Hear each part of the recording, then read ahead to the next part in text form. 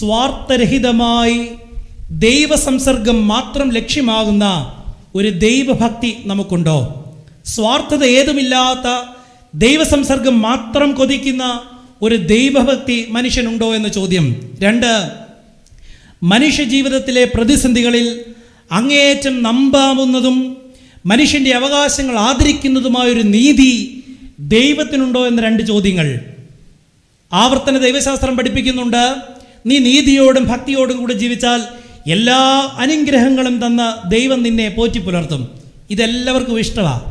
നമുക്ക് ഈ പ്രതിസന്ധിയൊക്കെ വരുന്നതിന് മുമ്പ് നമ്മുടെ ചുറ്റുപാട് ഒന്ന് കണ്ണോടിച്ചാൽ അറിയാം ഏതെല്ലാം വിധത്തിലുള്ള ആത്മീയതയിലൂടെ നമ്മൾ കടന്നുപോയി. അനുഗ്രഹം വേണോ?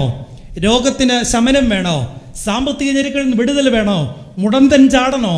കുഷ്ഠരോഗി സൗഖ്യമാക്കണോ? ഏതിനും ഏത് തരത്തിൽ വേണമെങ്കിലും ദൈവത്തെ പ്രയോജനപ്പെടുത്തി തരുന്ന ഒരു വലിയ വിഭാഗം ഉയർത്തെഴുന്നേറ്റെടുത്ത് ദൈവം ഒരു മഹാവ്യാധി അയച്ചിട്ട് നമ്മളോട് പറഞ്ഞു, എല്ലാത്തിൻ്റെ മേലെ അധികാരി ഞാൻ മാത്രമാണ്.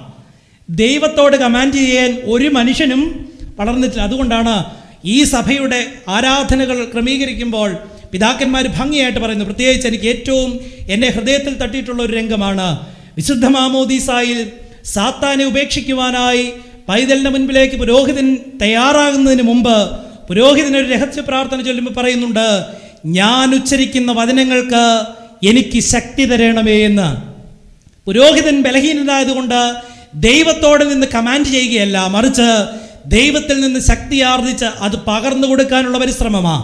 അത് മറന്നുപോയ മനുഷ്യൻ ദൈവത്തെ ഉപയോഗപ്പെടുത്താൻ തുടങ്ങിയിടത്താണ് ഈ പ്രതിസന്ധിയൊക്കെ നമ്മുടെ ഇടയിലേക്ക് വന്നത്. ആവർത്തന ദൈവശാസ്ത്രം പറഞ്ഞു, നിങ്ങൾ നീതിയോടെ ജീവിച്ചാൽ എല്ലാ അനുഗ്രഹങ്ങളും ദൈവം തന്നുകൊള്ളും. അവിടെയാണ് യോബിൻ്റെ പുസ്തകത്തിന് സാങ്കത്യം. നീതിമാനായിരുന്നു, ദൈവഭക്തനായിരുന്നു, ദോഷം വിട്ടകന്നവനായിരുന്നു. പക്ഷേ ഒരു സ്പ്ലിറ്റ് സെക്കൻഡ് കൊണ്ട് യോബിനെല്ലാം നഷ്ടമാകുക. ആ വേദഭാഗം വായിക്കുമ്പോൾ തന്നെ ചങ്കിനകത്ത് വല്ലാത്തൊരു കിടുകിടുപ്പുണ്ടാകും. നമ്മൾ വല്ലവായിരുന്നെങ്കിൽ എപ്പോൾ ICU കയറിയെന്ന് ചോദിച്ചാൽ മതി. യോബ് തൻ്റെ ഭവനത്തിന് മുൻപിൽ നിൽക്കുമ്പം ഒരു ദൂതൻ ഓടി വന്നിട്ട് പറയുന്നുണ്ട്, നിൻ്റെ 7000 ആടും പോയി. അത് പറഞ്ഞു തീരുന്നതിന് മുമ്പ് മറ്റൊരുവൻ വന്നിട്ട് പറയും, നിൻ്റെ 3000 ഒട്ടകം പോയി, കാള പോയി, കഴുത പോയി. ഇതൊക്കെ സഹിക്കാം, സമ്പത്തല്ലേ, വീണ്ടും നേടിയെടുക്കാം. അവിടെ അവസാന ദൂതൻ വന്നിട്ട് പറഞ്ഞു, നിൻ്റെ 10 മക്കളും ഒരുപോലെ നിനക്ക് നഷ്ടമായി. പുത്രദുഃഖത്തേക്കാൾ വലിയ ദുഃഖമുണ്ടോ? അവിടെ നാം വായിക്കുന്നതാണ്, യോബ് പറഞ്ഞു, നഗ്നനായി ഞാൻ നിൻ്റെ അമ്മയുടെ ഉദരത്തിൽ നിന്ന് വന്നു, നഗ്നനായി തന്നെ തിരികെ പോകും. ഇതിലൊന്നിലും യോബ് അധരങ്ങളാൽ പാപം ചെയ്തില്ല, ദൈവത്തിന് ദോഷത്വം ആരോപിച്ചില്ല. അത് കഴിഞ്ഞ് വീണ്ടും സാത്താൻ ദൈവസന്നിധിയിലേക്ക് വരുമ്പം, ഞാൻ ഈ ചരിത്രം പറഞ്ഞ് നിങ്ങളെ മുഷിപ്പിക്കുന്നുവെന്ന് നിങ്ങൾ വിചാരിക്കരുത്. ഇത് പറയാതെ മറ്റൊന്നിലേക്ക് കയറാൻ നിർവാഹമില്ല. അതുകൊണ്ടാണ് സാത്താൻ വീണ്ടും ദൈവസന്നിധിയിലേക്ക് ചെല്ലുമ്പം ദൈവം ചോദിക്കുന്നുണ്ട്, എൻ്റെ ഭക്തനെ നീ പരീക്ഷിച്ചിട്ട് എന്തായി? സാത്താൻ വിട്ടുകൊടുത്തില്ല. വെറുതെയോ? നീ അവൻ്റെ ശരീരത്തെ ഒന്ന് തൊട്ട് നോക്ക്. മനുഷ്യൻ തനിക്കുള്ളതൊക്കെയും വയ്ക്കും. എവിടെയാ? അവൻ്റെ ആരോഗ്യത്തെ ഒന്ന് തൊട്ടാൽ മതി, അല്ലേ? ഒരു ചെറിയ രോഗം വന്നാൽ മതി. ഈ മഹാവ്യാധി വന്നപ്പോൾ ഗേറ്റിന് പുറത്തിറങ്ങാത്ത എത്രയോ പേര് നമ്മുടെ ഇടയിലുണ്ട്. എന്തെല്ലാം പ്രതിസന്ധികൾ വന്നാലും ഉറച്ചു നിൽക്കുമെന്ന് പറഞ്ഞിട്ട് ചെറിയ വ്യാധികളിൽ പോലും തകർന്നടിഞ്ഞു പോയ, ഹാർട്ട് അറ്റാക്ക് വന്ന് മരിച്ചു പോയ എത്ര പേരുണ്ട്, കൊറോണ വരുമെന്നുള്ള പേടി കൊണ്ട്. അതിൻ്റെ മധ്യേ നമ്മൾ ജീവിക്കുമ്പം സാത്താൻ പറഞ്ഞു, നീ അവൻ്റെ ശരീരത്തെ ഒന്ന് തൊട്ട് നോക്ക. ദൈവം അവന് അധികാരം കൊടുത്തു, പ്രാണനെ തൊടരുത്. അവൻ്റെ ഉള്ളങ്കാൽ തൊട്ട് നെറുക വരെയും പരുക്കളാൽ ബാധിച്ച് കഠിനമായ ഒരു വ്യാധിയിലേക്ക് യോബ് ഇറങ്ങിത്തിരിക്കുക. അവിടെയും ചാരത്തിലിരുന്നിട്ട് അവൻ തൻ്റെ മുറിവുകളെ ഇങ്ങനെ ചുരണ്ടിക്കൊണ്ടിരിക്കുമ്പം പലരും വന്നവനെ ആക്ഷേപിച്ച് പറയുമ്പോഴും അവൻ പറയുന്നുണ്ട്, ഇല്ല, ദൈവത്തിൽ നിന്റെ കയ്യിൽ നിന്ന് നന്മ കൈക്കൊണ്ട നാം തിന്മ കൂടെ കൈക്കൊള്ളുക. അവിടെയും വായിക്കുന്നത് ഇങ്ങനെയാണ്, അധരങ്ങളാൽ യോബ് പാപം ചെയ്തില്ല, ദൈവത്തിന്മേൽ ഭോഷത്വം ആരോപിച്ചില്ല. എന്നാൽ 3-ാം അധ്യായം തൊട്ട് വായിക്കുന്നിടത്ത് യോബിൻ്റെ ജീവിതത്തിലും ചില പ്രതിസന്ധികൾ ഉണ്ടാകിയ, അവൻ്റെ സുഹൃത്തുക്കളൊക്കെയും വന്നിട്ട് ചില ആരോപണങ്ങൾ അവൻ്റെ നേരെ ഉന്നയിക്കുകയും അവൻ്റെ നീതിയെ ചോദ്യം ചെയ്യുകയും ചെയ്യുന്നിടത്ത് യോബ് ഒരു വേള പറയുന്നുണ്ട്, ദൈവസന്നിധിയിൽ നിന്ന് വിട്ടുമാറിയിട്ട് യോബ് പറയുകയാണ്, ദൈവസേവ മനുഷ്യൻ്റെ അടിമത്തമാണ്. ഇന്ന് പലരും അത് പറഞ്ഞ് എഴുന്നേൽക്കുന്നുണ്ട്. മതമെന്ന് പറയുന്നത് മനുഷ്യനെ അടിമയാക്കുകയല്ലാതെ മറ്റൊന്നുമല്ല. ഒരു പരിധിവരെ അത് നേരായിപ്പോയി. എന്താ? നമ്മുടെ തലമുറയൊക്കെ നമ്മൾ റിലീജിയസ് ആക്കാൻ ശ്രമിച്ചു. ഞാൻ പറയും, ഒരിക്കലും തലമുറകളെ റിലീജിയസ് ആക്കരുത്, മറിച്ച് എന്താക്കണം? സ്പിരിച്വൽ ആക്കണം. മതത്തെ അനുകരിക്കുന്നവരല്ല, ദൈവത്തെ അനുകരിക്കുന്ന ഒരു തലമുറ നമുക്കുണ്ടാകുമ്പോഴാണ് സഭയും ശോഭിതമാകുന്നത്. അതുകൊണ്ടാണ് ആത്മാവിനെ നഗ്നമാക്കി ദൈവം അവനെ പരിശോധിക്കുവാനായിട്ട് നിർത്തിയിരിക്കുക. അവനെ ഒന്നൊന്നുമില്ലാതെ ദൈവസന്നിധിയിൽ നഗ്നനായി നിർത്തി പരിശോധിക്കാൻ പോകുക. വേദപുസ്തകത്തിൽ സാത്താനെ പേഴ്സോണിഫൈ ചെയ്ത് പറയുന്നിടത്തൊക്കെയും ഈ ഒരു വലിയ ചലനം സംഭവിക്കുന്നുണ്ട്. ടെംപ്റ്റേഷൻ ഓഫ് ജീസസ് ക്രൈസ്റ്റ്, കർത്താവിൻ്റെ പരിശോധനയുടെ സമയത്തും ഉപവാസത്തിന് ശേഷവും സാത്താൻ അരികെ വരുന്നുണ്ട്. അവിടെയൊക്കെ പറയുന്നത് ഒരുവനെ, ആത്മാവിനെ എത്രമാത്രം നഗ്നമാക്കി ദൈവസന്നിധിയിൽ അവന് പ്രതിഷ്ഠിക്കാൻ സാധിക്കുമോ അത് കാട്ടിത്തരിക. യോബിനെയും ഇങ്ങനെ പരിശോധനയ്ക്ക് വിധേയനാക്കിയ നമ്മൾ പലപ്പോഴും ദൈവസന്നിധിയിൽ ഈ മാസ്ക് വെച്ചതുപോലെ തന്നെയാണ്. ഇപ്പം ഇനി കുമ്പസാരം വേണോ വേണ്ടയോ എന്നുള്ള നിർബന്ധം പറയാൻ പറ്റാത്തത് കൊണ്ട് നമ്മൾ രക്ഷപ്പെട്ടു പോയി. കൊറോണയും കൂടെ വന്നതുകൊണ്ട് ഒട്ടും തന്നെ വേണ്ട. സഭയൊരു ആശുപത്രിയും അതിൽ ഏറ്റവും വലിയൊരു ചികിത്സാ വിധിയുമാണ് എന്ത്? വിശുദ്ധ കുമ്പസാരം. ആത്മാവിനെ നഗ്നമാക്കി ദൈവസന്നിധിയിൽ നമ്മെ തന്നെ വെളിപ്പെടുത്തുന്ന സ്ഥലമാത്. അതിന് സാധ്യമാകാത്ത ഒരു മനുഷ്യനും ദൈവസന്നിധിയിൽ നിവർന്നു നിൽക്കാൻ കഴിയത്തില്ല. ഒരിക്കൽ മർത്തോമായിലെ വലിയ മെത്രാപ്പൊലീത്ത ക്രിസോസ്റ്റം തിരുമേനി മള്ളിയൂർ ശങ്കരൻ നമ്പൂതിരിയെ കാണാൻ പോയി. ഹൈന്ദവ പണ്ഡിതനായ തിരുമേനിയെ കണ്ടിട്ട് സംസാരത്തിനിടയിൽ തിരുമേനിയോട് പറഞ്ഞു, ക്രിസോസ്റ്റം തിരുമേനി പറഞ്ഞു, നിങ്ങളുടെ ശ്രീകൃഷ്ണനെ പറ്റി എനിക്കൊരു അപവാദം പറയാനുണ്ട്. മള്ളിയൂർ ചോദിച്ചു, എന്താ പറയാനുള്ളത്? പറഞ്ഞു, ഭഗവാൻ ഒരിക്കലും ചെയ്യരുതാത്ത കോപ്രായങ്ങളൊക്കെയാണ് പുള്ളിക്കാരൻ ചെയ്തത്. എന്താണ് ചോദിച്ചു. കുളിച്ചോണ്ടിരുന്നവരുടെ വസ്ത്രം അടിച്ചു മാറ്റിക്കൊണ്ടുപോയവനാണ് നിങ്ങളുടെ കൃഷ്ണൻ. ഒരു ദൈവത്തിന് ചേരുന്ന പണിയാണോ? 2, അമ്മ പൊന്നുപോലെ സൂക്ഷിച്ചു വെച്ച വെണ്ണ കട്ട് തിന്നവനാണ്. കള്ളത്തരം ദൈവത്തിനാകാമെങ്കിൽ പിന്നെ മനുഷ്യനോട് നമ്മൾ എന്തോ പറയും? മള്ളിയൂർ ചിരിച്ചിട്ട് അദ്ദേഹത്തോട് പറഞ്ഞു, ഇതിലും ഒരു ആത്മീയ സത്യം കൃഷ്ണൻ പഠിപ്പിക്കുന്നുണ്ട്. എന്താ? ദൈവം മുമ്പാകെ നിനക്കൊന്നും ഒളിപ്പിക്കാൻ സാധിക്കത്തില്ല. നമ്മൾ പക്ഷെ ശ്രമിക്കുന്നതാ ദൈവത്തിൻ്റെ മുൻപാകെയും പലതും. അതുകൊണ്ടാണ് പറയുന്നത്, കല്യാണം കഴിപ്പിക്കുമ്പോഴത് പറയുന്നത് ആരുടെ മുൻപാകെ നിൽക്കുന്നത്? ഹൃദയവിചാരങ്ങളെ അറിയുന്നവൻ്റെ മുൻപാകെ നിങ്ങൾ നിൽക്കുക. ഹൃദയവിചാരങ്ങളെ ശോധന ചെയ്യുന്നവൻ്റെ മുൻപാകെ നിങ്ങൾ നിൽക്കുക. ഒന്നും നിങ്ങൾക്ക് മറയ്ക്കാനോ ഒളിപ്പിക്കുവാനോ സാധ്യമാകത്തില്ല. 2ാമത് പറഞ്ഞു, ഉറിയിലിട്ട് വെക്കാനുള്ളതല്ല വെണ്ണ, അത് കുഞ്ഞുങ്ങൾക്ക് കൊടുക്കാനുള്ളത്. ഈ 2 പാഠങ്ങൾ ഇതിനകത്ത് പഠിപ്പിച്ചു എന്നാണ് പറയുന്നത്. ദൈവസന്നിധിയിൽ നാം നിൽക്കുമ്പം നമ്മുടെ ആത്മാവിനെ എത്രമേൽ നഗ്നമാക്കി നമുക്ക് നിർത്തുവാൻ സാധിക്കുന്നുവോ ആ അവസ്ഥയിലാണ് ഒരു മനുഷ്യൻ്റെ ദൈവബന്ധം കൂടുതൽ ദൃഢമാകുന്നത് എന്ന് നാം മനസ്സിലാക്കണം. ഇയ്യോബ് ഇതുപോലെ സകലതും നഷ്ടപ്പെട്ട് ദൈവസന്നിധിയിൽ കണ്ണുനീരൊഴുക്കിക്കൊണ്ട് നിൽക്കുമ്പം, തൻ്റെ നീതിയിൽ ആശ്രയിച്ചാണെങ്കിലും ദൈവത്തോട് വാദപ്രതിവാദങ്ങളൊക്കെ നടത്തി നിൽക്കുമ്പോഴും, ഒരു വേള യോബ് പഠിപ്പിക്കുന്ന ഏറ്റവും വലിയ പാഠമാണ് ഇന്നത്തെ നമ്മുടെ ചിന്താവിഷയം. ദൈവം എന്നെ കാത്തുപോകുന്ന നാളിലെ പോലെ ഞാൻ ആയെങ്കിൽ കൊള്ളായിരുന്നു. നിങ്ങൾക്കൊരു ഹോംവർക്ക് ഞാൻ തരാം. 29-ാം അധ്യായം ഇന്ന് വീട്ടിൽ ചെന്ന് വായിച്ചിട്ടേ കിടന്നുറങ്ങാവുള്ളൂ. ചെയ്യുമോ? തിരുമേനിയും ഇത്രയും അച്ഛന്മാരിരിക്കുക കറുത്തൂപ്പായിട്ട്, അപ്പം മുഖത്ത് നോക്കി നുണ പറയരുത്. 29-ാം അധ്യായം നിങ്ങൾ ഇന്ന് വീട്ടിൽ ചെന്ന് വായിക്കണം. ദൈവം എന്നെ കാത്തുപോകുന്ന നാളിലെ പോലെ ഞാൻ ആയെങ്കിൽ കൊള്ളായിരുന്നു. എന്താണ് ആ നാളുകളുടെ പ്രത്യേകത? യോബ് റീകളക്ട് ചെയ്യുക. Past experience, happiness in the midst of great misery. പ്രതിസന്ധികളുടെ വലിയ മധ്യത്തിൽ നിൽക്കുമ്പോഴും യോബ് തൻ്റെ പൂർവ്വകാലങ്ങളിൽ ദൈവം ചെയ്ത അനുഗ്രഹങ്ങളെ, ദൈവം കാത്തുപോകുന്ന നാളിലെ പ്രത്യേകതകളെ അനുസ്മരിക്കുക.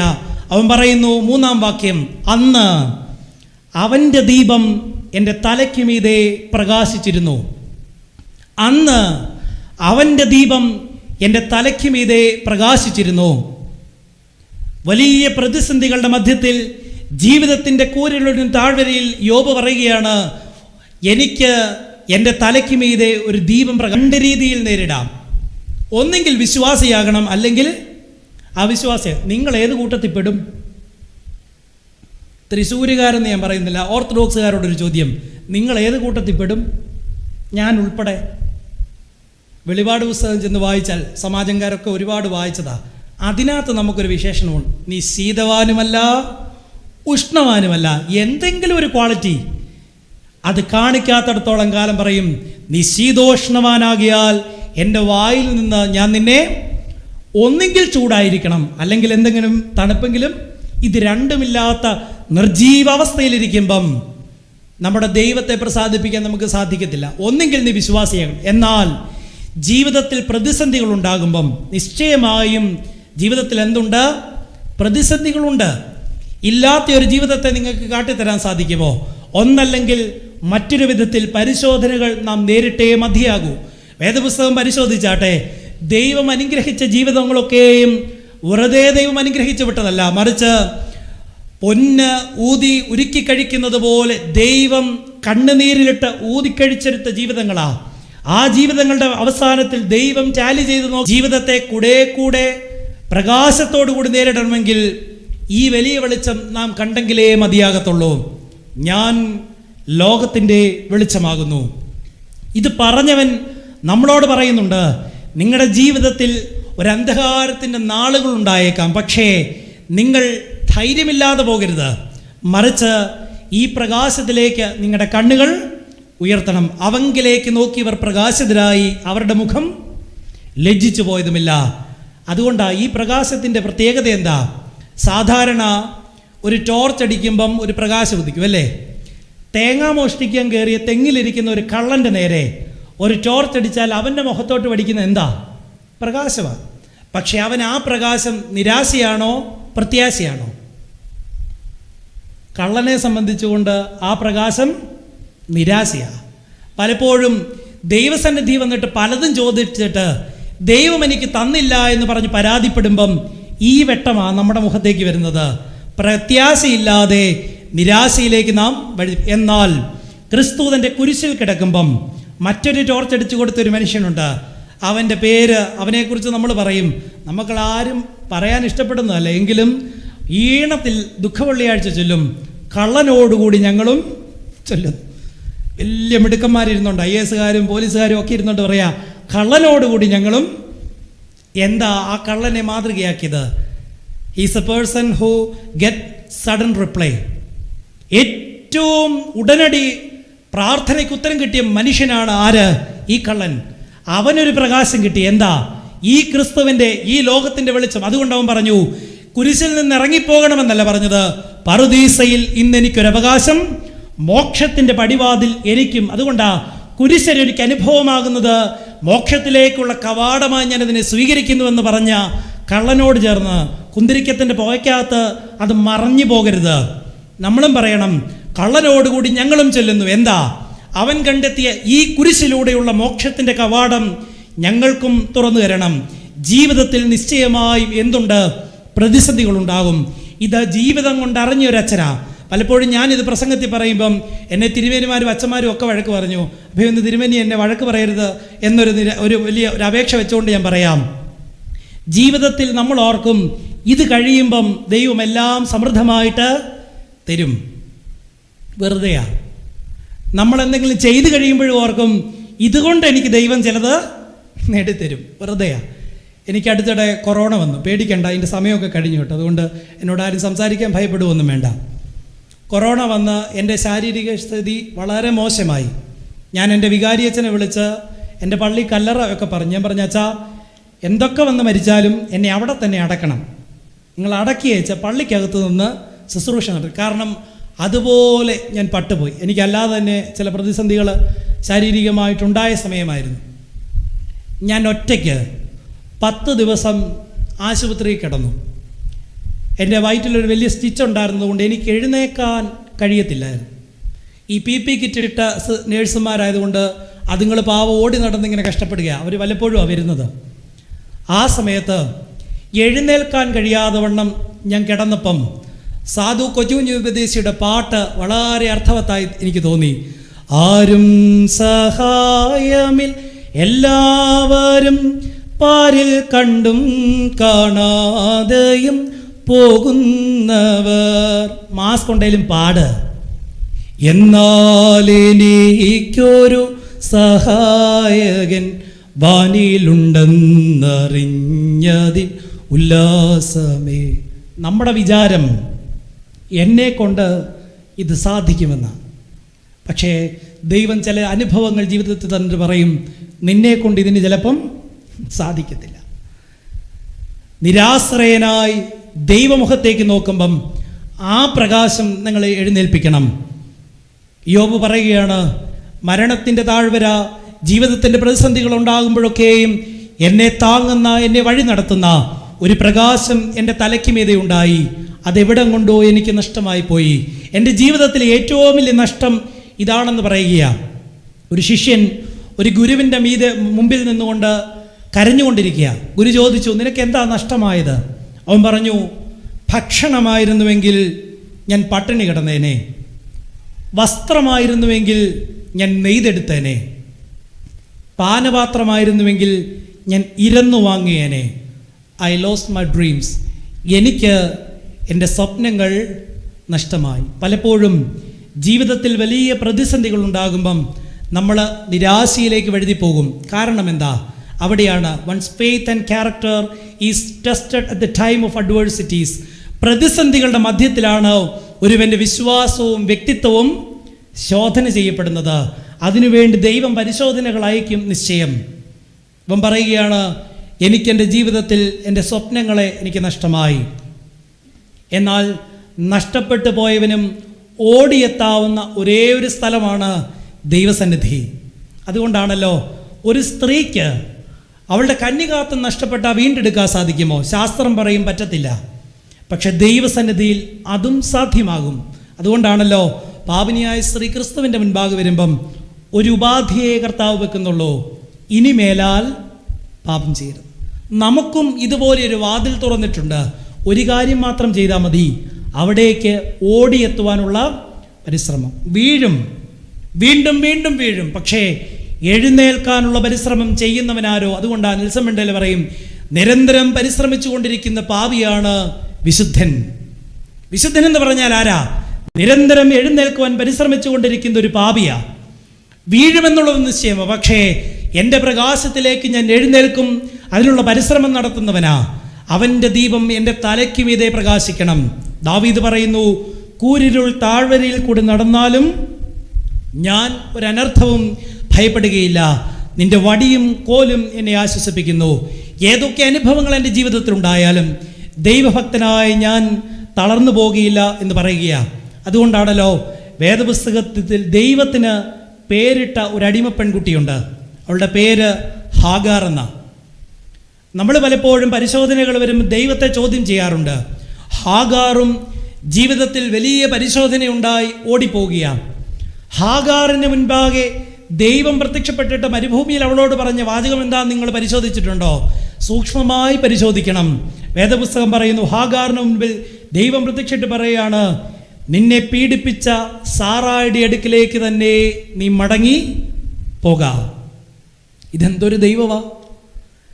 പീഡനം സഹിക്കുവയ്യാതെ ഓടിപ്പോന്ന ഹാഗാറിനോട് ദൈവം പറയുകയാണ്, നീ തിരികെ നിന്നെ പീഡിപ്പിച്ചവളായ സാറായുടെ അടുക്കിലേക്ക് തന്നെ പോകാം. എന്താ ദൈവത്തിൻ്റെ ഉദ്ദേശം? ദൈവം അവളോട് പറഞ്ഞു, നീ ഒരു മകനെ പ്രസവിക്കും, അവന് ഇസ്മായിൽ എന്ന് പേരിടണം. അവൻ കാട്ടുകലയെ പോലെ ശീഘ്രഗാമിയായിരിക്കും. എന്താ അതിൻ്റെ പ്രത്യേകത? അവൻ ആർക്കും വഴങ്ങാത്തവനായിരിക്കും. നീ ഇത്ര നാൾ അടിമയായിരുന്നുവെങ്കിൽ നിന്റെ പുത്രനിലൂടെ ഒരു വലിയ ജനതയ്ക്ക് നീ രൂപം കൊടുക്കും. എങ്ങനെയുള്ള ജനത? അടിമത്തം ഒഴിവാക്കി സ്വാതന്ത്ര്യം പ്രാപിച്ച ഒരു ജനതയുടെ മാതാവെന്ന് അറിയപ്പെടുകയാണ് നിന്റെ ജീവിതത്തിൻ്റെ ഉദ്ദേശം. ഹാഗാറിൻ്റെ തലയ്ക്ക് മീതെ ഒരു ദീപം പ്രകാശിച്ചു. അവൾ എവിടേക്ക് പോയി? തന്നെ പീഡിപ്പിച്ചവളുടെ അടുക്കിലേക്ക് പോയി. അതുകൊണ്ട് വേദപുസ്തകം അവളുടെ ജീവിതം സംഗ്രഹിക്കുന്നത് എങ്ങനെയാണ്? അവൾ സ്വാതന്ത്ര്യം പ്രാപിച്ച ഒരു ജനതയ്ക്ക് മാതാവായി തീർന്നു. അതുകൊണ്ട് ഒന്നാമത് ഇയ്യോബ് നമ്മളോട് പറയുകയാണ്, ജീവിതത്തിൽ തളർന്നു പോകാതിരിക്കണമെങ്കിൽ അവൻ്റെ ദീപം നമ്മുടെ തലയ്ക്ക് മീതെ പ്രകാശിക്കണം. എൻ്റെ ഏത് കൂരിരുട്ടിനെയും പ്രകാശിപ്പിക്കുന്ന ദൈവീക വെളിച്ചം എൻ്റെ വഴികളെ പ്രകാശിപ്പിക്കുവാൻ എന്നോട് കൂടെ ഉണ്ടാകണം. ആ പ്രകാശത്തിലേക്ക് ഞാൻ ചരിക്കണം. 2, എൻ്റെ 4-ാമത്തെ വാക്യത്തിൽ പറയുന്നുണ്ട്, ദൈവം എന്നെ കാത്തുപോകുന്ന നാളിലെ പോലെ ഞാൻ ആയിരുന്നെങ്കിൽ കൊള്ളായിരുന്നു. എൻ്റെ കൂടാരത്തിന് ദൈവത്തിൻ്റെ സഖ്യതയുണ്ട്. എൻ്റെ കൂടാരത്തിന് ദൈവത്തിൻ്റെ സഖ്യതയുണ്ട്. കോട്ടയത്തിൻ്റെ മെത്രാപ്പൊലീത്തയായിരുന്ന ഈവാനൂസ് തിരുമേനി അദ്ദേഹത്തിൻ്റെ പുസ്തകത്തിൽ എഴുതിയിട്ടുണ്ട്, ഇന്ന് കർത്താവിൻ്റെ ജോലി ഗൂർഖയുടെ ജോലിയാണ്. എന്താ? നമ്മളൊക്കെ വീട് വെക്കും, വീടിൻ്റെ കട്ടളയുടെ പുറത്ത് ഒരു കർത്താവിൻ്റെ ഫോട്ടോയും വെക്കും, ഇല്ലേ? മിക്കവാറും ഒരു വടിയും പിടിച്ചിരിക്കുന്ന ഇടയൻ്റെ തിരുമേനി പറയുക, കർത്താവിൻ്റെ ജോലി ഗൂർഖയുടെ ജോലിയാണ്. എന്താ പറയുന്നത്? സാത്താനോട് പറയും അവിടെ നിന്നോണം, അകത്തോട്ട്. നമ്മൾ കർത്താവിനോടും പറയുന്നത് തന്നെയാണ്, നീ അവിടെ നിന്നോണം. നിന്റെ കൂടാരത്തിന് ദൈവത്തിൻ്റെ സഖ്യതയുണ്ടോ എന്നുള്ളത് പരിശോധിക്കണം. യോബ് നമ്മളോട് പറയുക, കൂടാരം എന്നതിന് അതിൻ്റെ ഭാഷാന്തരങ്ങളൊക്കെ പരിശോധിച്ചാൽ എൻ്റെ ബന്ധു, എൻ്റെ സുഹൃത്തുക്കൾ, എൻ്റെ ബന്ധങ്ങളൊക്കെയും ഈ കൂടാരത്തിന് ഉൾപ്പെട്ടതാ. ദൈവത്തിൽ നിന്ന് സഹിത്വം നഷ്ടപ്പെട്ടു പോയ ആദ്യ മാതാപിതാക്കളെ പറ്റി വേദപുസ്തകം പറയുന്നു. മനുഷ്യജാതിക്ക് പറ്റിപ്പോയ ഏറ്റവും വലിയ കുഴപ്പം അത് തന്നെയാണ്, ദൈവത്തോടുള്ള സഹിത്വം നഷ്ടമായി പോയി. എന്നാൽ മരത്തിന് മുകളിൽ കയറി ദൈവത്തോട് ചങ്ങാത്തം സൃഷ്ടിച്ച ഒരു മനുഷ്യനെ പറ്റിയും വേദപുസ്തകം പറയുന്നത്, പിതാക്കന്മാർ വായിക്കാൻ ക്രമീകരിച്ചിരിക്കുന്നത് ഒരു കൂദാശയില. ഏത് കൂദാശയിലാണെന്ന് പറയാവോ? സക്കായി എന്ന് പൊക്കം കുറഞ്ഞൊരു മനുഷ്യൻ കർത്താവിനെ കാണണമെന്ന ആഗ്രഹത്തോടു കൂടി ഒരു കാട്ടത്തിയിൽ കയറി. അതിലെയായിരുന്നു യേശുവിന് പോകേണ്ടിയിരുന്നത്. ആ സ്ഥലത്തെത്തിയപ്പോൾ യേശു കണ്ണുകൾ ഉയർത്തി അവനെ നോക്കി, സക്കായി നീ വേഗം ഇറങ്ങി വരിക, ഇന്ന് എനിക്ക് നിന്റെ വീട്ടിൽ താമസിക്കേണ്ടിയിരിക്കുന്നു എന്ന് പറഞ്ഞു. അവൻ അദ്ദേഹത്തെ സന്തോഷത്തോടുകൂടി സ്വീകരിച്ചു. ഇതെപ്പോൾ വായിക്കുന്നതാ? മാസ്ക് വെച്ചിരിക്കുന്ന ആരാ? വീട് കൂദാശയ്ക്ക് ഒരാളേലും പറഞ്ഞു ഇതെന്തിനാ പിതാക്കന്മാരവിടെ ക്രമീകരിച്ചതെന്ന് ഞാൻ ചിന്തിച്ചിട്ടുണ്ട്. ഭയങ്കരന്മാരാ. അവിടെ വായിക്കുന്നുണ്ട്, ക്രിസ്തുവിനെ കിട്ടിയപ്പം സക്കാട് ജീവിതത്തിലുണ്ടായ മാറ്റമാണ് ദൈവം ആഗ്രഹിക്കുന്നത്. സക്കായിയോട് ക്രിസ്തു പറയുക, ഇന്ന് എനിക്ക് നിന്റെ വീട്ടിൽ താമസിക്കേണ്ടിയിരിക്കുന്നു. ആദ്യ മാതാപിതാക്കൾ നഷ്ടപ്പെടുത്തിയ സഹിത്വം മരത്തിന് മുകളിൽ കയറി, ആ മരം സഭയാണെന്ന് പറയാം, സഭയുടെ ഉള്ളിൽ കയറി ക്രിസ്തുവിനെ കണ്ടെത്തി സ്വീകരിച്ചു. തൻ്റെ കൂടാരത്തിലേക്ക് ദൈവസഹിത്വം കൊണ്ടുവന്നിട്ട് സക്കായി ദൈവത്തിൻ്റെ മുൻപാകെ നിന്നിട്ട് പറയുക, ഇതാ എനിക്കുള്ളതിൽ പകുതി ഞാൻ ദരിദ്രർക്ക് കൊടുക്കുന്നു. ഏതോ ഒരു മനുഷ്യനിൽ നിന്നെങ്കിലും ഞാൻ അപഹരിച്ചിട്ടുള്ളത് 1/4 വീതം തിരിച്ച് കൊടുക്കുകയും ചെയ്യും. പലപ്പോഴും നിങ്ങൾ ഏതെങ്കിലും കേൾക്കാത്തതിൻ്റെ കാരണം ഇതുതന്നെയാണ്. കർത്താവിനെ കണ്ടാൽ എന്താ കുഴപ്പം? നഷ്ടമാണ്. പണ്ട് ഒസ്താദിയോസ് തിരുമേനി ഒരു പള്ളി വരുന്നെന്ന് കണ്ടുകൊണ്ട് അടുത്തുള്ള മർത്തോമാക്കാരൻ പറഞ്ഞു, എടി പള്ളിയിൽ പോകുന്നത് കൊള്ളാം, കയ്യേന്ന് വളയും മാലയൊക്കെ ഊരി വെച്ചിട്ട് കാരണം അങ്ങേരെ ഒരു ആളയിളക്കിയ ദൈവത്തിൻ്റെ കാര്യം പറഞ്ഞ് നിങ്ങളുടെ കയ്യിലുള്ളതൊക്കെയും ചൂഷണം ചെയ്തെടുക്കുമെന്ന് പറഞ്ഞു. ദൈവം വന്നാൽ പലതും നമ്മൾ അറിയാതെ ഊരിക്കൊടുക്കും. നമുക്ക് പറ്റിപ്പോയ ഏറ്റവും വലിയൊരു കുഴപ്പം ഇന്നത്തെ കാലത്ത് സഭാജീവിതത്തിലും, ചാരിറ്റി കൊടുത്ത് വിശുദ്ധരാകാൻ നമ്മളങ്ങ് ശ്രമിച്ചു പോയി. കൊടുത്ത് വിശുദ്ധരാകണം. നമ്മുടെ ധാരണ ഏതാ? അബ്കാരിയും കൊടുക്കും, കള്ള് കച്ചവടക്കാരനും കൊടുക്കും, സ്വർണ്ണക്കടത്തുകാരനും കൊടുക്കും, എല്ലാവനും കൊടുക്കുമ്പോൾ ഞങ്ങളെല്ലാം 2 കൈ നീട്ടി. ഈയിടെ ഞങ്ങളുടെ ഭദ്രാസനത്തിൽ ഒരുത്തൻ കൊടുത്തിട്ട് അച്ഛനോട് പറഞ്ഞു, അച്ഛൻ ഒന്ന് മാത്രം ഓർത്താൽ മതി, തരുന്ന ഞങ്ങളുടെ കൈ മേളിലും മേടിക്കുന്ന അച്ഛൻ്റെ കൈ എപ്പോഴും താഴെയാണ്. പലപ്പോഴും കൊടുത്തിട്ട് ഈ ഒരു ധാരണ ആരുടെയെങ്കിലുമൊക്കെ മനസ്സിൽ വന്നിട്ടുണ്ടാകും. പക്ഷെ ഒന്നോർത്തണം, കൊടുക്കാനായി നിന്റെ കൈ ഉയർത്തിപ്പിച്ച ദൈവം നിനക്ക് മീതെ ഉണ്ടെന്നുള്ള തോന്നൽ ഉണ്ടായാൽ മതി. അതുകൊണ്ട് കൊടുത്ത് വിശുദ്ധനാകാനല്ല സഭ പഠിപ്പിക്കുന്നത്. നിന്റെ ഹൃദയം വിശുദ്ധമാകുമ്പം നീ അറിയാതെ നിനക്ക് കൊടുക്കാനായി നിന്റെ കൈ ഉയരും. പോകട്ടെ, കൂടാരത്തിന് ദൈവത്തിൻ്റെ സഖ്യത ഉണ്ടാകണം. അതിനാദ്യം നിന്റെ ദൈവബന്ധം എങ്ങനെയാണെന്നുള്ളത് ചിന്തിക്കണം. നിന്റെ ദൈവബന്ധം എങ്ങനെയാണെന്നുള്ളത് ചിന്തിക്കണം. പലപ്പോഴും വിവാഹ കൂദാശയിൽ ഭാര്യാഭർത്താക്കന്മാരെ പറഞ്ഞ് ചേർപ്പിക്കുന്ന ഒരു വാചകമുണ്ട്, ക്രിസ്തുവിൽ പരസ്പരം നിങ്ങളെ ബന്ധിക്കുന്നു. ക്ഷമ, സ്നേഹം. ആ സ്നേഹത്തിനൊരു പ്രത്യേകതയുണ്ട്, അൺകണ്ടീഷണൽ ലവ്. വ്യവസ്ഥകളില്ലാതെ നിങ്ങൾ സ്നേഹിക്കണം. നമ്മൾ പലപ്പോഴും വ്യവസ്ഥയ്ക്ക് അടിമപ്പെട്ടു പോയത് കൊണ്ടാണ് എന്ത് ചെയ്യുന്നത്? പലതിലും തെറ്റാരോപിക്കുന്നത്. നിങ്ങൾ കല്യാണത്തിന് വന്ന് നിൽക്കുമ്പം പറയും, നിൻ്റെ ആരോഗ്യത്തിലും അനാരോഗ്യത്തിലും എല്ലാ അവസ്ഥയിലും ഞാൻ കൂട്ടാളിയായിരിക്കും. പക്ഷേ ജീവിതത്തിൽ എന്തെങ്കിലും താളപ്പിഴകളുണ്ടാകുമ്പം പരസ്പരം കുറ്റം ആരോപിക്കാൻ തുടങ്ങും. പല ഭാര്യ, ഞാൻ കല്യാണം കഴിച്ച ഒരു അച്ഛനല്ല, അതുകൊണ്ട് പറയാൻ എനിക്ക് നല്ല ധൈര്യമാണ്. കല്യാണം കഴിച്ച ഒരുപാട് പേര് എൻ്റെ മുമ്പ് ഇരിപ്പുണ്ടല്ലോ, എന്നെ കേൾക്കുന്നുണ്ടല്ലോ. എവിടെയാണ് നമ്മുടെ പ്രതിസന്ധി? എന്താ നമ്മളെടുത്ത തീരുമാനം? എന്താ നമ്മളെടുത്ത പ്രതിജ്ഞ? സഭയാം തിരുസഭയാം എന്ന ഗീതത്തിൽ ചൊല്ലുന്നുണ്ട്, മണവാട്ടി മണവാളൻ്റെ പിന്നാലെ ഒരു യാത്ര പുറപ്പെടുകയാണ്. അവിടെ താടനം, പ്രതിസന്ധികൾ, അടി, തല്ല് ഇതെല്ലാം നേരിടുമ്പോണ്ട്. പക്ഷേ മണവാട്ടി മണവാളനെ കുറ്റമാരോപിക്കാതെ പിന്നാലെ പോകുകയാണ്. ഈ യാത്രയാണ് സഭ നടത്തിയ ഈ യാത്ര. മണവാളിൻ്റെ പിന്നാലെ പുറപ്പെടുവാൻ വിവാഹ ജീവിതത്തിലേക്കാണ്, കുടുംബജീവിതത്തിലേക്ക് ആക്കി വെക്കുമെന്ന് നിങ്ങളോടും പറയുന്നത്. പക്ഷേ പലപ്പോഴും എന്തിലെങ്കിലും ഒരു കുറവ് സംഭവിച്ചാൽ നമ്മുടെ ജീവിത പങ്കാളിയെ ആക്രമിക്കുവാനുള്ള ശ്രമം എവിടെ നടത്തുന്നുവോ ആ കുടുംബജീവിതം പരാജയപ്പെട്ട ജീവിതമാണ്. പണ്ടൊരു വലിയ കണക്ക് സാറുണ്ടായിരുന്നു, പിള്ളേർക്കൊക്കെ വലിയ പേടി സ്വപ്നമാണ്. ആ സാറ് ചൂരൽ കാണിക്കുമ്പോൾ തന്നെ പിള്ളേരാകപ്പാടെ വിറച്ചു പോകും. അങ്ങനെ ആ കണക്ക് സാറിൻ്റെ കല്യാണം വന്നു. ഇതെൻ്റെ കഥയല്ല, മറ്റൊരച്ഛൻ പറഞ്ഞ കഥയാണ്. ആ കണക്ക് സാറിൻ്റെ കല്യാണം വന്നു. താലിയെടുത്ത് കയ്യിലോട്ട് കൊടുത്തപ്പം കണക്ക് സാറിൻ്റെ കൈ ആലില പോലെ വിറയ്ക്കാൻ തുടങ്ങി. അച്ഛനിത് നോട്ട് ചെയ്തു. പുറത്തോട്ടിറങ്ങി വീഡിയോക്കാരൊക്കെ പെങ്കൊച്ചിൻ്റെ ഫോട്ടോ എടുക്കാൻ പോയപ്പം കണക്ക് സാറിനെ ഇങ്ങ് വിളിച്ചിട്ട് അച്ഛൻ ചോദിച്ചു, എടാ നീ വലിയ ആളെ പേടിപ്പിക്കുന്ന കണക്ക് സാറായിട്ടും താലി എടുത്ത് കയ്യിലോട്ട് തന്നപ്പം നിൻ്റെ കൈ ആലില പോലെ വിറയ്ക്കുന്നത് കണ്ടല്ലോ എന്ന് പറഞ്ഞു. പിന്നെ അവൻ അങ്ങനെ അങ്ങ് വിട്ടുകൊടുക്കാൻ തയ്യാറല്ലാഞ്ഞുകൊണ്ട് അവൻ പറഞ്ഞു, അച്ഛാ അത് ഭയന്നിട്ടല്ല, പരിശുദ്ധാത്മാവ് ഇറങ്ങി ആവശ്യിച്ചതാണെന്ന് പറഞ്ഞു. ചിരിക്കേണ്ട ബിരുദന്മാർ പലപ്പോഴും താലി എടുത്തപ്പം കൈ വിറച്ചിട്ടുണ്ട്. കാരണം എന്താ? ജീവിതത്തിൽ ഈ ഭയമാണ്. എവിടെയാണ് എനിക്ക് നേരെ ആരോപണം ഉന്നയിക്കുന്നത്? നമ്മൾ ഒരിക്കലും നമ്മുടെ ഒരു തെറ്റാണെന്ന് പറയാൻ സമ്മതിച്ചു കൊടുക്കാറില്ല. ജീവിതത്തിലെ ഏറ്റവും വലിയ ഒരു പ്രതിസന്ധിയാണ് സംഗതി. അവൻ്റെ ടീഷർട്ടിൽ ഒരു വാചകം എഴുതിയിട്ടുണ്ട്, ഫ്രോസൺ. സത്യമാണ്. മരവിച്ച ഒരു തലമുറ, ബന്ധങ്ങളോ മൂല്യങ്ങളോ ഇല്ലാതെ.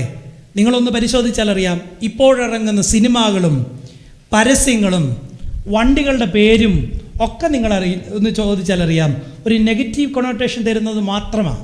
കാരണം അതിനൊരു പ്രത്യേക അട്രാക്ഷനാണ്.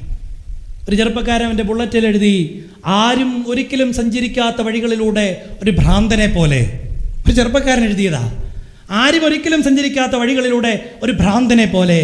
ഈ ഭ്രാന്തന്മാരെ ചുമക്കാനുള്ള ബാധ്യത സഭയ്ക്കുണ്ടാകാതിരിക്കണമെങ്കിൽ ഇന്നുള്ള മാതാപിതാക്കന്മാരോട് എനിക്കൊരു വാചകം പറയാനുണ്ട്. മക്കളില്ലാത്തത് കൊണ്ട് ധൈര്യസമേതം ഞാൻ പറയാം, നിങ്ങളുടെ മക്കളെ ദൈവസന്നിധി നിങ്ങൾ കുമ്പിടാൻ പഠിപ്പിച്ചില്ല എങ്കിൽ നിങ്ങളുടെ മക്കളുടെ മുമ്പാകെ നിങ്ങൾ കുമ്പിടേണ്ടതായിട്ട് വരും. കൊറോണ വന്നതുകൊണ്ട് ഒരു ഗുണം കിട്ടി, പള്ളിയിൽ പോകണ്ട അല്ലേ. ഞാൻ എൻ്റെ പള്ളി സൺഡേ സ്കൂളിൻ്റെ മീറ്റിംഗ് വിളിച്ചു. അപ്പോൾ കുറേ പേരൊക്കെ വരാൻ ആകപ്പാടെ പ്രയാസപ്പെട്ടു. എന്നാലും ഞാൻ പറഞ്ഞു, നിങ്ങൾക്ക് വേണ്ടി മാത്രം സൺഡേ സ്കൂളിലെ കുഞ്ഞുങ്ങളും അവരുടെ മാതാപിതാക്കന്മാരും. എന്നിട്ട് ഞാൻ കുഞ്ഞുങ്ങളോട് പറഞ്ഞു, അപ്പന്മാർ മിണ്ടരുത്. കുഞ്ഞുങ്ങളോട് ചോദിച്ചു, ഈ ഒരു വർഷത്തിൽ നിങ്ങൾ ടൂറ് പോയവർ എത്ര പേരുണ്ട്? കുഞ്ഞുങ്ങൾ നിഷ്കളങ്കരല്ലേ, അവർ കൈപൊക്കി. അപ്പനും അമ്മയും ഇരുന്ന് ചൂളി. പള്ളിയിലോട്ട് വരാൻ പറയുമ്പോൾ എന്താ കുഴപ്പം? അടുത്തിടെ ഞങ്ങളുടെ ഭദ്രാസനത്തിലൊരു ബിരുദൻ ശമ്പള വിഹിതം അടയ്ക്കാനായിട്ട് അച്ഛൻ വാട്സപ്പിൽ മെസ്സേജ് ഇട്ടിട്ടപ്പം തിരിച്ചവൻ പറഞ്ഞു, അച്ഛാ ഞങ്ങളിപ്പോൾ യൂട്യൂബിലാണ് കുർബാന കാണുന്നത്, അതുകൊണ്ട് എന്തിനാണ് ശമ്പള വിഹിതം അടയ്ക്കുന്നത്? ഞാൻ അച്ഛനോട് പറഞ്ഞു, അച്ഛാ അന്നേരം ചോദിക്കണ്ടേ, നീ മരിച്ചു പോയാൽ നിന്നെ യൂട്യൂബിൽ സബ്സ്ക്രൈബ് ചെയ്താൽ മതിയോ അതോ പള്ളിയിൽ കൊണ്ടുവന്ന് അടക്കണമെന്ന് ചോദിച്ചു. എന്നെ ഒന്ന് തൊഴിച്ചിടാനെങ്കിലും, ദേഷ്യം കൊണ്ടെങ്കിലും ഒരുത്തും തൊഴിച്ചിട്ടിരുന്നെങ്കിൽ ഞാൻ എവിടെ പോയേനെ? ഈ കുളത്തിൽ വീണേനെ. പക്ഷെ അങ്ങനെ പോലും ഒരു സുഹൃത്തില്ല. 3 വിധത്തിലുള്ള ആശ്രയങ്ങളുണ്ട്. 1 സ്വയാശ്രയം, എന്നിലുള്ള ആശ്രയം. 2 പരാശ്രയം, ജീവിത പങ്കാളി, മക്കൾ ഒക്കെ. പക്ഷെ ഇതിനൊക്കെ എന്തുണ്ട്? ലിമിറ്റേഷനുണ്ട്. 3-മതൊരാശ്രയമുണ്ട്. എന്താ? പരമാശ്രയം, എൻ്റെ ദൈവത്തിലുള്ള ആശ്രയം. ആരാണ് വിശുദ്ധൻ? who maintain a constant and genuine relation with God. ദൈവവുമായിട്ട് അറ്റുപോകാത്ത ബന്ധം, സഹിത്വം കാത്തു സൂക്ഷിക്കുന്നവനാണ് വിശുദ്ധൻ. യോബ് പറയുന്നു, എൻ്റെ കൂടാരത്തിന് ദൈവത്തിൻ്റെ സഹിത്വം ഉണ്ടാകണം. 3-മത് ഒരു കാര്യം കൂടെ പറഞ്ഞുകൊണ്ട് അവസാനിപ്പിക്കാം. അന്ന് തനിക്ക് മഹത്വം ഉണ്ടായിരുന്നു. അന്ന് തനിക്ക് മഹത്വമുണ്ടായിരുന്നു. വെണ്ണ കൊണ്ട് ഞാൻ എൻ്റെ കാലുകളെ കഴുകി, പാറ എനിക്ക് തൈലനദികളെ ഒഴുക്കിത്തന്നു. ഇന്ന് മനുഷ്യരൊക്കെയും മാനം നേടിയെടുക്കാൻ നെട്ടോട്ടമോടുന്നൊരു കാലമാണ്. സഭയിലും ഒട്ടും കുറവല്ല. ഒന്നെങ്കിൽ ഒരു മാനേജിംഗ് കമ്മിറ്റി അംഗമാകണം, കൗൺസിൽ മെമ്പർ ആകണം, അല്ലെങ്കിൽ ബാലികാ സമാജത്തിൻ്റെ പ്രസിഡൻ്റെങ്കിലും ആകണം. എന്തെങ്കിലും ഒരു സ്ഥാനമില്ലാതെ മുന്നോട്ട് പോകാൻ നമുക്ക് കഴിയത്തില്ല. അടുത്തിടെ എന്നോടൊരു മാനേജിംഗ് കമ്മിറ്റി അംഗം വന്നിട്ട് പറഞ്ഞു, പ്രോട്ടോക്കോൾ വെച്ച് നോക്കിയാൽ അച്ഛനേക്കാൾ വലിയ ആൾ ആരാണ്? ഇവിടെ ആരെങ്കിലും മാനേജിംഗ് കമ്മിറ്റി ഉണ്ടോ എന്ന് എനിക്കറിയത്തില്ല. ഞാൻ ഏതായാലും ഈ പരിപാടിക്കൊന്നും പോകുന്നില്ലാത്തതുകൊണ്ട് ഞാൻ ധൈര്യമായിട്ട് പറയും, എവിടെയെങ്കിലും ഞാൻ ആളാകണമെന്ന ആഗ്രഹം വച്ചു പുലർത്തുന്ന ഒരു സമൂഹം. അതുകൊണ്ടാണല്ലോ ഇപ്പം എല്ലാം ഈ ഓൺലൈൻ വഴിയും ഫേസ്ബുക്ക് വഴിയും വരാൻ തുടങ്ങിയപ്പം എല്ലാവരും പരസ്യവാചകം കൊടുക്കാൻ തുടങ്ങി. അച്ഛന്മാർ പോലും തുടങ്ങി. എന്താ? അനുഗ്രഹീതമായ പ്രമിയോൻ സദ്ര, അനുഗ്രഹീതമായ ഹൂത്തോമോ, കിടിലൻ പ്രസംഗം. അങ്ങനെ ഒരു പ്രസംഗമുണ്ടോ? എല്ലാം പരസ്യവാചകങ്ങളിലൂടെ സ്വന്തം മഹത്വം. ആരെ മഹത്വപ്പെടുത്താൻ നാം മറന്നുപോയി. അതാ മാലഹമാരുടെ സ്തുതിപ്പിൽ ഒടുവിച്ചൊല്ലുന്നത്, സ്തുതി നിനക്ക് യോഗ്യമാകുന്നു, മഹത്വം നിനക്ക്. ഞാൻ ഏഴയും പാപിയുമായ മനുഷ്യനാ, എൻ്റെ കടമ അക്കൗണ്ട്. ദൈവത്തിന് വേണ്ടി ഞാൻ വൻകാര്യം ചെയ്യുക എന്നുള്ളതല്ല, മറിച്ച് ദൈവം എന്നെ ഉപയോഗിക്കുന്നൊരു അവൻ്റെ പാത്രമായി തീരുവാൻ എന്നെ ഉപയോഗപ്പെടുത്തണമെന്നുള്ളതാകണം നമ്മുടെ പ്രാർത്ഥന. കുശവൻ്റെ കയ്യിലെ കളിമണ്ണ് പോലെ ഞാൻ ആയിത്തീരണം. പക്ഷേ നമുക്ക് നമ്മുടെ മഹത്വം വർദ്ധിപ്പിക്കുവാനുള്ള മേഖലയായി ആത്മീയ ജീവിതവും മാറിയിരിക്കുക. ഇതുതന്നെയാണല്ലോ സാത്താൻ മൂന്നാമത് വന്ന് പറയുന്നത്, നീ എന്നെ ഒന്ന് വന്ദിച്ചാൽ ഈ കാണുന്നതൊക്കെയും തരാം, ഈ കാണുന്നതൊക്കെയും നിനക്ക് ഞാൻ തരാം. ഈ മഹത്വത്തോടുള്ള ആഗ്രഹം. In the city Gates job was an acknowledged leader എന്നാണ് പറയുന്നത്. അവൻ എല്ലാവരെയും ഉപദേശിച്ചിരുന്ന ഒരു മനുഷ്യനാണ്. പക്ഷേ സ്വന്തം ജീവിതത്തിൽ ഇത് വന്നപ്പം, അതുകൊണ്ടാണ് അതിൻ്റെ 4-ാമത്തെ അധ്യായത്തിൽ കുറച്ച് വാചകങ്ങൾ ഇങ്ങനെ പറയുന്നുണ്ട്. നീ പലരെയും ഉപദേശിച്ചു, തളർന്ന കൈകളെ ശക്തീകരിക്കുന്നു, വീഴുന്നവനെ നിന്റെ വാക്ക് താങ്ങി, കുഴയുന്ന മുഴങ്കാലുകൾ നീ ഉറപ്പിച്ചിരിക്കുന്നു. ഇപ്പോൾ നിനക്കിത് ഭവിച്ചിട്ട് നീ വിഷാദിക്കുന്നു, നിനക്കിത് തട്ടിയിട്ട് നീ ഭ്രമിച്ച് പോകുന്നു. പ്രസംഗിക്കാൻ എനിക്ക് എളുപ്പമാണ്, കേട്ടോണ്ടിരിക്കാൻ യാതൊരു പ്രയാസവും ഇല്ല. പക്ഷേ ഇത് പ്രാവർത്തികമാക്കുന്ന ഒരു മനുഷ്യനാണ് യഥാർത്ഥ ദൈവാന്വേഷി. ഒരു ശിഷ്യൻ സന്യാസിയായ ഗുരുവിൻ്റെ അടുക്ക് വന്നിട്ട് പറഞ്ഞു, എനിക്ക് സന്യാസം അഭ്യസിക്കണം, ദൈവത്തെ പൂർണ്ണമായിട്ട് അറിയണം. വൃദ്ധനായ സന്യാസി ശ്രേഷ്ഠൻ പറഞ്ഞു, എളുപ്പന്നത് സാധ്യമാകത്തില്ല, അനേക നാളത്തെ തപസ് നീ അനുഷ്ഠിക്കണം, എങ്കിൽ മാത്രമേ നിനക്ക് സാധ്യമാകത്തുള്ളൂ. അവൻ സന്യാസിയോട് പിണങ്ങിപ്പോയി. 10-20 വർഷം കഴിഞ്ഞിട്ട് അവൻ തിരികെ ഈ ഗുരുവിൻ്റെ അടുക്ക് വന്നു. എന്നിട്ട് തെല്ലഹങ്കാരത്തോട് കൂടി ഗുരുവിനോട് പറഞ്ഞു, ഞാൻ 20 വർഷം തപസ് അനുഷ്ഠിക്കുകയായിരുന്നു. ഗുരു ചോദിച്ചു, നിനക്ക് എന്ത് കിട്ടിയെന്നിട്ട്? അവൻ പറഞ്ഞു, ഇപ്പോൾ ഈ നദിക്കപ്പുറേ ഇപ്പുറേ നടക്കാൻ എനിക്ക് സാധിക്കും. ഗുരു അവനെ പുച്ഛിച്ച് ചിരിച്ചുകൊണ്ട് പറഞ്ഞു, വെറും 50 പൈസ കൊടുത്താൽ ഒരു കടത്തുകാരൻ സാധ്യമാക്കി തരുന്ന ഒരു കാര്യമാണോ 20 വർഷം കൊണ്ട് നീ നേടിയെടുത്തത്?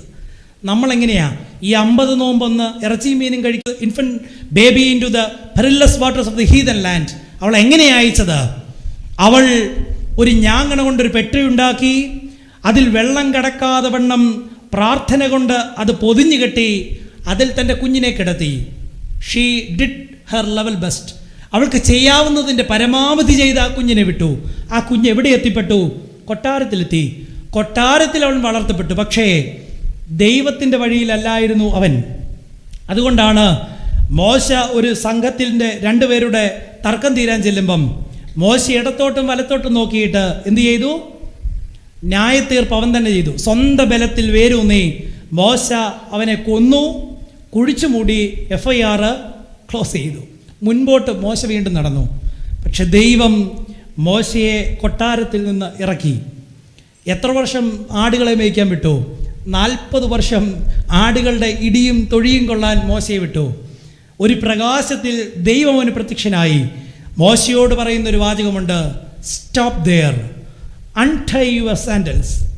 നീ നിൽക്കുന്ന സ്ഥലം വിശുദ്ധമാകിയാൽ നിന്റെ കാലിൽ നിന്ന് നിന്റെ ചെരുപ്പ് ഊരിക്കളയുക. എന്താ അതിൻ്റെ അർത്ഥമെന്നറിയാവോ? മോശയെ, നീ ഇത്രയും നാൾ നടത്തപ്പെട്ടത്, അവനെ വിളിക്കുമ്പോഴൊക്കെ അവൻ വിളി കേട്ടതും അങ്ങനെയാ, മോശയെ നീ എവിടെയാ? ഞാൻ കൊട്ടാരത്തിലാ. മോശെ നീ എവിടെയാ? ഞാൻ ഫറവോന്റെ ശിക്ഷണത്തിലാ. മോശെ നീ എവിടെയാ? ഞാൻ ആടുകളുടെ മധ്യേയാ. ഇവിടെ പറയുകയാണ്, മോശെ നീ നിൽക്കുന്ന സ്ഥലം വിശുദ്ധമാകിയാൽ കാലിൽ നിന്ന് ചെരിപ്പഴിച്ചു കളയുക. എന്താ അതിൻ്റെ അർത്ഥം? His style was Pharaoh's, his language was Pharaoh's, his method was Pharaoh's. എല്ലാം ഫറവോയുടെ രീതിയിൽ അഭ്യസിച്ചിരുന്ന മോശയോട് പറയുക, നീ അതുപേക്ഷിക്ക്, ദൈവത്തിൻ്റെ വഴിയിൽ ദൈവ പദ്ധതിക്ക് വിധേയപ്പെട്ട് മുന്നോട്ട് പോകുക. അതുകൊണ്ടാണ് എന്നെക്കൊണ്ട് സാധിക്കുമെന്ന് പറഞ്ഞ് കൊന്നു കുഴിച്ചു മൂടിയ മോശ ദൈവം വിളിക്കുമ്പോൾ ദൈവസന്നിധി പറയുന്നൊരു വാചകമുണ്ട്, എന്നെക്കൊണ്ട് ഇത് സാധിക്കത്തില്ല, ഞാൻ വിക്കനും തടിച്ച നാവുള്ളവനുമാ. അവിടെയാണ് ദൈവബന്ധത്തിലേക്ക് മോശ ഇടിച്ചു കയറുന്നത്. ദൈവം അവനോട് പറഞ്ഞു, എൻ്റെ സാന്നിധ്യം നിന്നോടുകൂടെ പോരും. ഇതാ ദൈവബന്ധം. ഒരുവൻ അശക്തനാണെന്ന് ദൈവസന്നിധി പറയുമ്പം ദൈവം അവനെ ശക്തീകരിക്കണം. നമ്മുടെ വിചാരം നമ്മളെ കൊണ്ട് സാധിക്കുമെന്നാ. അവിടെയാണ് പൗലോസ് അപ്പോസ്തലൻ പറയുന്നത്, എന്നെ ശക്തനാക്കുന്ന മുഖാന്തരം ഞാൻ സകലത്തിലും മതിയായവനാകുന്നു.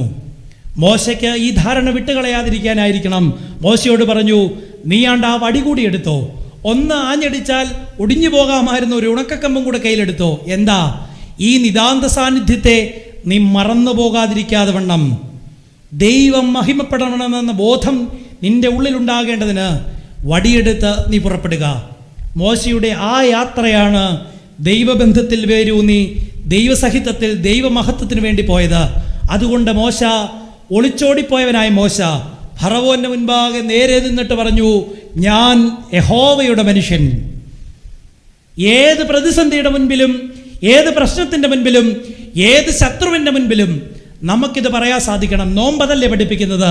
നീ ദൈവസന്നിധി തല വണക്ക്, നീ കുമ്പിട്, നിനക്ക് പറ്റിപ്പോയ തെറ്റിനെ തിരുത്ത്, ഭക്ഷണമോഹത്തെ നിയന്ത്രിക്ക്, അനുസരണക്കേടിനെ തിരുത്ത്, നഷ്ടപ്പെട്ടു പോയ പർദീസയിലേക്ക് തിരികെ വാ.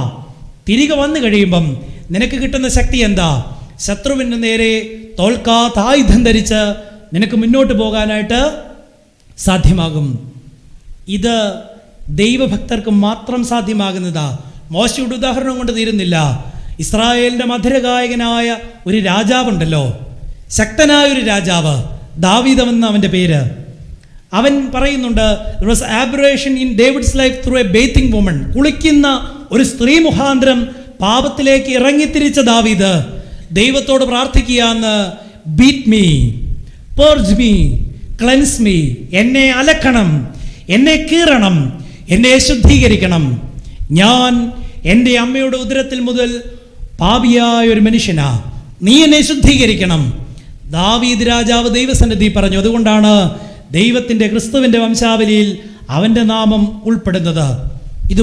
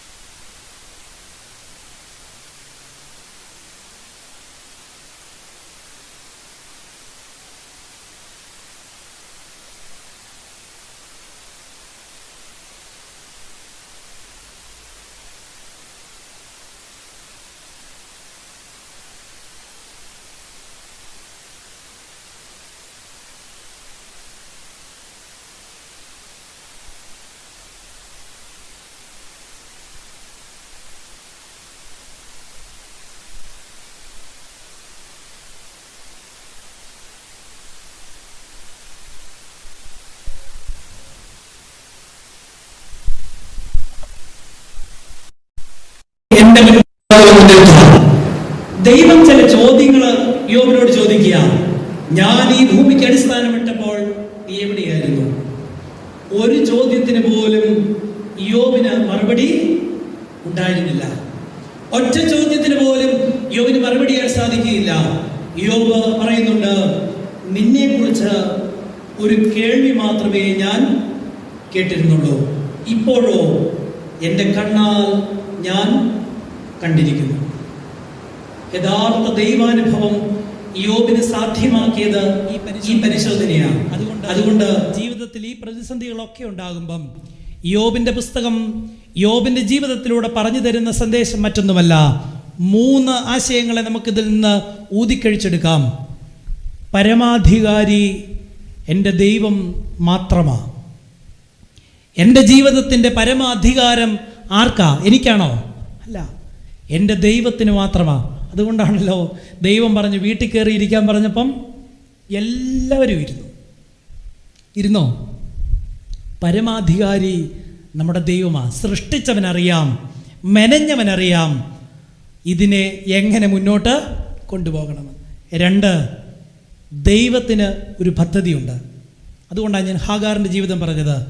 നമ്മുടെ ഉദ്ദേശമാ എല്ലാം നല്ലതുപോലെ നിറപടിയായി നടക്കണം. പക്ഷെ ദൈവത്തിന് എൻ്റെ ജീവിതത്തെക്കുറിച്ച് ഒരു ഉദ്ദേശം ഉണ്ട്.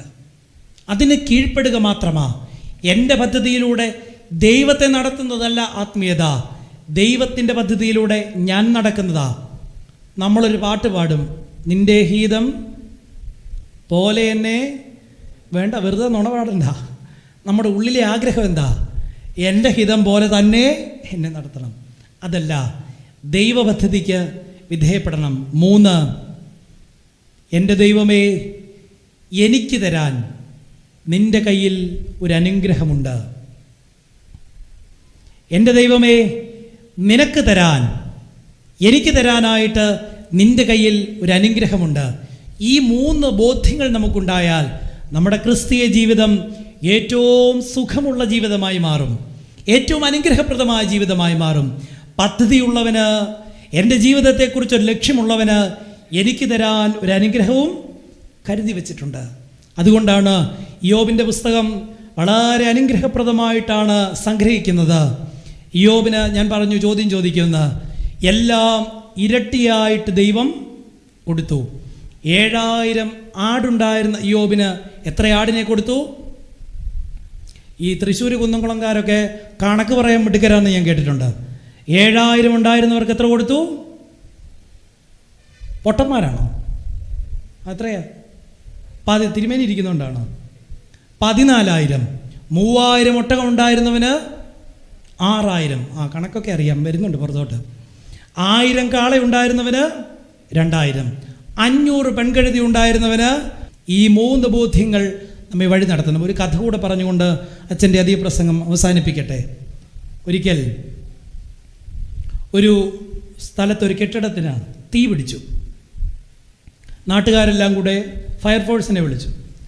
വളരെ വേഗത്തിൽ ഫയർഫോഴ്സിൻ്റെ വണ്ടി ഓടിപ്പാഞ്ഞ് തീ പിടിച്ച കെട്ടിടത്തിനകത്തേക്ക് ഇടിച്ചു കയറി.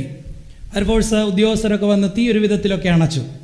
നാട്ടുകാരെല്ലാം വല്ലാതെ ഭയപ്പെട്ട് നിൽക്കുക. അവരോർത്ത് ഇത്രയും ധൈര്യശാലികളായ ഈ മനുഷ്യർ, പ്രത്യേകിച്ച് ആ ഡ്രൈവർക്ക് നമുക്കൊരു സമ്മാനം കൊടുക്കണം. അവിടുത്തെ പൗരാവലി എല്ലാം കൂടെ തീരുമാനിച്ചു, ഡ്രൈവർക്ക് 1,00,000 രൂപ നമുക്ക് പാരിതോഷികം കൊടുക്കണം, ഈ തീ വകവെക്കാതെ ഇടിച്ചതിനകത്തോട്ട് കയറ്റിയത്. അങ്ങനെ വേദിയൊക്കെ വിളിച്ചു, ദേശത്തെ പ്രമുഖന്മാരെയൊക്കെ വിളിച്ചിട്ട് ഈ 1,00,000 രൂപ കൊടുക്കാൻ പോവുക. ഡ്രൈവർക്ക് ഈ 1,00,000 രൂപ കൊടുത്തിട്ട് പഞ്ചായത്ത് പ്രസിഡന്റ് ചോദിച്ചു, ഈ പൈസ കൊണ്ട് താൻ എന്തോ ചെയ്യാൻ പോവുക? ഡ്രൈവർ പറഞ്ഞു, ഞാൻ ആദ്യം ആ വണ്ടിക്ക് ഒരു ബ്രേക്ക് മേടിച്ച് വെക്കാൻ പോവാന്ന്. 30 വർഷമായിട്ട് കേൾക്കുക. എന്ത് മാറ്റമുണ്ടായി? പറഞ്ഞ ഞാനും കേട്ട നിങ്ങളും ജീവിതം കൊണ്ട് ഇത് പൂർത്തീകരിക്കണം. മദർ തെരേസയുടെ പിൻഗാമിയായി വന്ന സിസ്റ്റർ നിർമ്മല മരിച്ചപ്പം മലയാള മനോരമയിൽ ഒരു ക്യാപ്ഷൻ വന്നു, പേരിന് ജീവിതം കൊണ്ട് സാക്ഷ്യം. പേരിന് ജീവിതം കൊണ്ടൊരു സാക്ഷ്യം. നമ്മളെ തന്നെ ഈ ധ്യാനപ്രസംഗവും കൺവെൻഷനും ഒക്കെ അതിനാ നമ്മുടെ മുൻപിൽ ഒരു കണ്ണാടി വയ്ക്കുക. ഞാൻ വന്ന് നിങ്ങളെക്കുറിച്ച് കുറ്റം പറഞ്ഞിട്ട് പോവുകയല്ല, മറിച്ച് ദൈവസന്നിധി നമ്മളിരുന്ന് നമ്മുടെ ജീവിതത്തെ പരിശോധിക്കുകയും തെറ്റുകളെ തിരുത്തി ശോഭയോടും വിശുദ്ധിയോടും ദൈവബന്ധത്തിൽ ഉറ്റിരിപ്പാൻ വളരുവാൻ നമ്മെ ഇടയാക്കുകയും ചെയ്യണം. ദൈവത്തിൻ്റെ പരിശുദ്ധാത്മാവ് എന്നെയും നിങ്ങളെയും ഇടയാക്കട്ടെ എന്ന് ആത്മാർത്ഥമായിട്ട് പ്രാർത്ഥിക്കുന്നു.